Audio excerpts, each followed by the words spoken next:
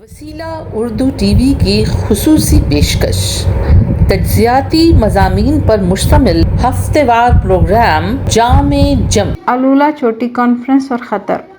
تحریر ڈاکٹر عبدالقیوم، ایسوسی at professor, Maulana Azad national Urdu university Hyderabad. پیشکش ڈاکٹر سیدہ گوہر۔ 5 جنوری منگل کو سعودی عرب کے جنوبی مغربی شہر الولا میں GCC کی 41ویں چوٹی کانفرنس کا اجلاس منعقد ہوا۔ 3 سال کے بعد یہ پہلا موقع تھا جبکہ مئی 1981 میں قائم GCC کے اجلاس میں تمام 6 رکن اراکین کی اعلیٰ قیادتیں شرکت کی تھیں۔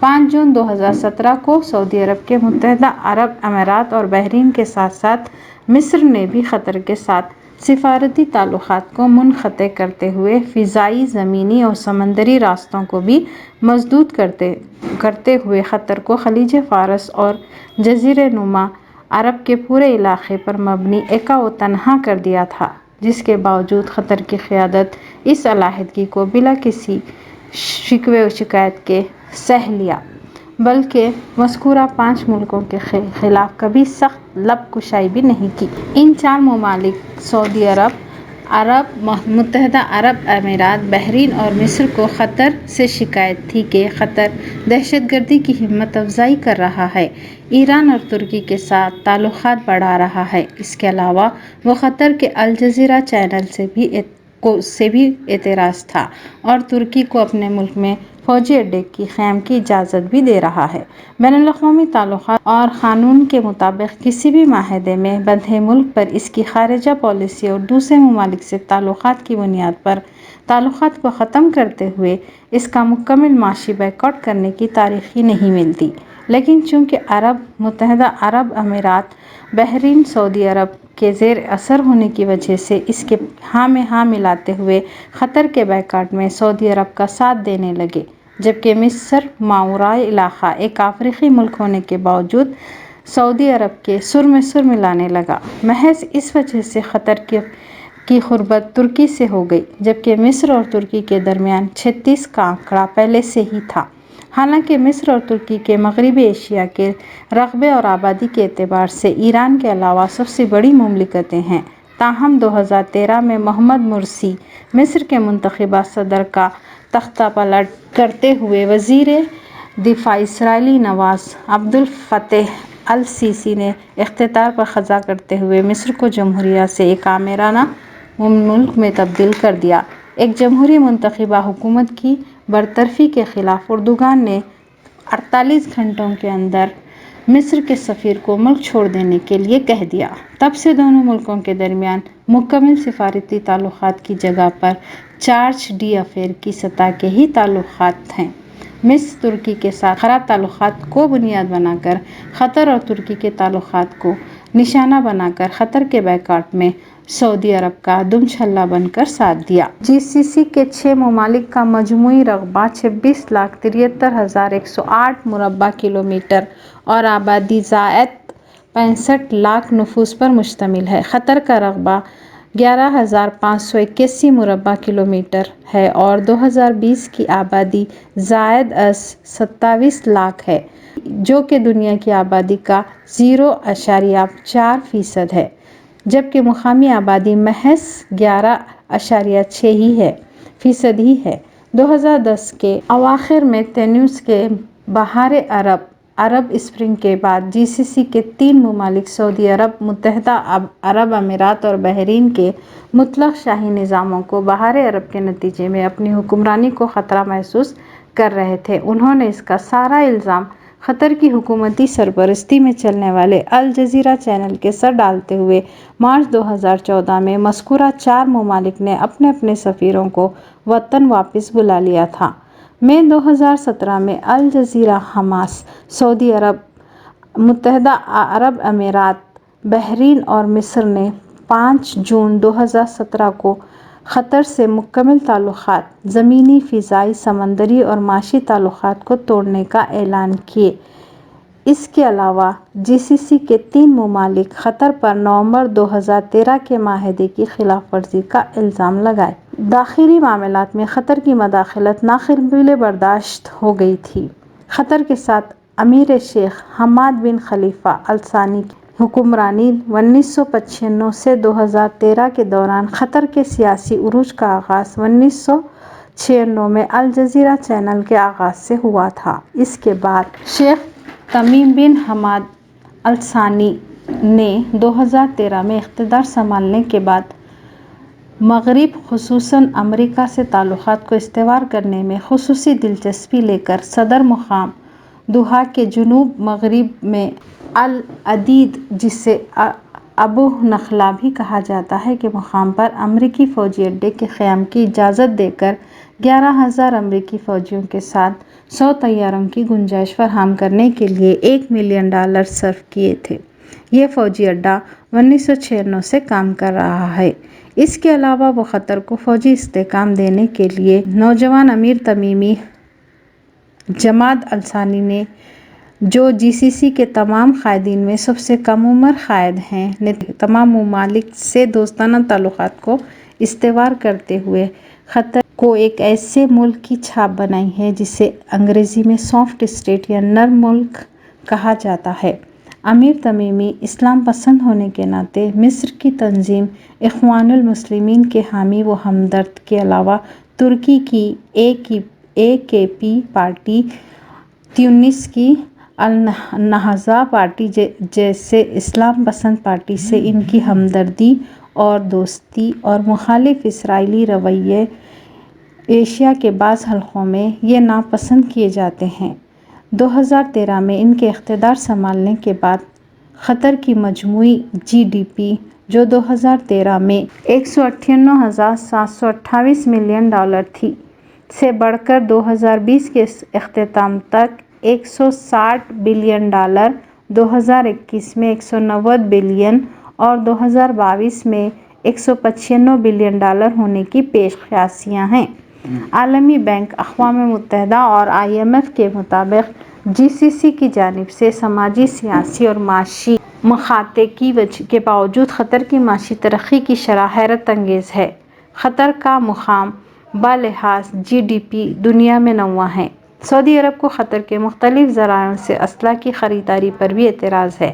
قطر نے فرانس سے $7 بلین کے 36 رافیل طیارے، روس سے S-400 طیارہ شکن اسلحہ کی خریداری پر سعودی شاہ سلمان نے 2019 میں فرانس کے صدر میکرون کو خط لکھ کر اعتراض جتایا تھا کہ حتیٰ کہ یہ تک کہا تھا کہ اگر قطر اسلحہ خریدتا ہے تو سعودی عرب قطر کے خلاف فوجی اقدام کرے گا۔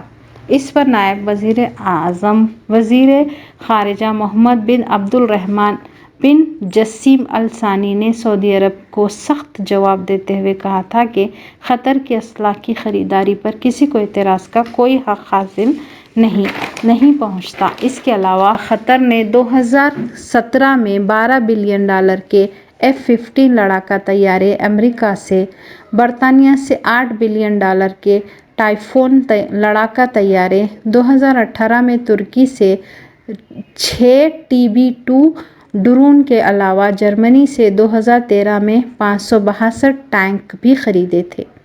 اگر ہم قطر کی معاشی ترقی پر نظر ڈالیں تو معلوم ہوتا ہے کہ قطر میں تیل اور گیس کی کھوج کا آغاز 1939 سے ہوا تھا اور 1973 سے قطر کا غریبی سے نکل کر امیری کی طرف سفر کا آغاز ہوا اور آج یہ ملک دنیا کی اعلیٰ ترین فی کس آمدنی والے ممالک کی فہرست میں 9واں مقام رکھتا ہے۔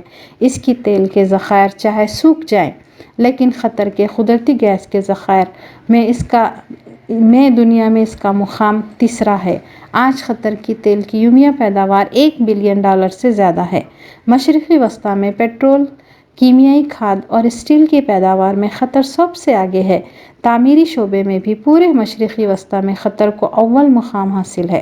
5 جنوری کو جی سی سی کا 41واں سالانہ اجلاس العلا شہر میں منعقد ہوا۔ گزشتہ 3 برسوں میں 2017، 2018 اور 2019 کے دوران منعقدہ سالانہ اجلاسوں میں امیر کویت شرکت نہ کرتے ہوئے اپنے وزیر خارجہ کو ان اجلاسوں میں شرکت کے لیے روانہ کرتے رہے۔ تاہم اس 41ویں اجلاس کے عین قبل سعودی عرب کے شاہ سلمان نے ذاتی طور پر قطر کے امیر شیخ تمیم حماد کو شخصی طور پر العلا اجلاس میں شرکت کی اپیل کی تھی۔ اس کو قبول کرتے ہوئے 3 سال بعد امیر کویت اپنے وفد کے ہمراہ بنفس نفیس پہنچے۔ وہاں پر ولی عہد محمد سلمان ان سے گلے مل کر ان کا والہانہ استقبال کیے۔ دوسرے دن ولی عہد محمد سلمان شیخ تمیم بن حماد کو اپنی کار میں بٹھا کر تاریخی العلا شہر کی سیر کروائی۔ اس 41ویں اجلاس میں خلیج کے تمام 6 لیڈروں نے استحکام اور اتحاد کے معاہدے پر دستخط کرتے ہوئے قطر کے 3.5 سالہ تمام مقاطعوں کو ختم کرنے کا اعلان کیا۔ اس اعلان کے ساتھ ہی قطر کا مقاطعہ کرنے والے خلیجی ممالک سعودی عرب، بحرین اور متحدہ عرب امارات و مصر نے اپنے اپنے زمینی، سمندری اور فضائی راستوں کو قطر کے لیے کھول دیے۔ متحدہ عرب امارات کے شیخ محمد بن راشد ال مختوم نے اس اجلاس کو مثبت قرار دیتے ہوئے کہا کہ اس اجلاس نے تمام کے درمیان اتحاد، بھائی چارگی اور ہمارے اطراف ہونے والی تبدیلیوں کے چیلنج سے خلیج کے سچے اتحاد کی ضرورت و تعاون کے ساتھ ساتھ عرب گہرائی کو پیش کیا ہے۔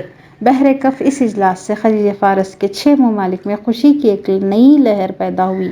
اس مقاطعے کے نتیجے میں پورے خلیج میں انسانی رشتوں کا ایک بحران پیدا ہوا تھا۔ چنانچہ اکیلے قطر کے قومی انسانی حقوق کمیشن کو انسانی رشتوں اور تعلقات سے متعلق 3346 شکایتیں موصول ہوئی تھیں، جن میں سے 620 درخواستیں مقاطعے سے متاثر ہونے والے خاندانوں کی تھیں جو ایک دوسرے کے ملک میں موجود قریبی خونی رشتہ داروں سے مقاطعے کی وجہ سے مل نہیں پا رہے تھے، جس کے نتیجے میں درخواست گزار بدترین اعصابی مسائل کا شکار ہو گئے تھے۔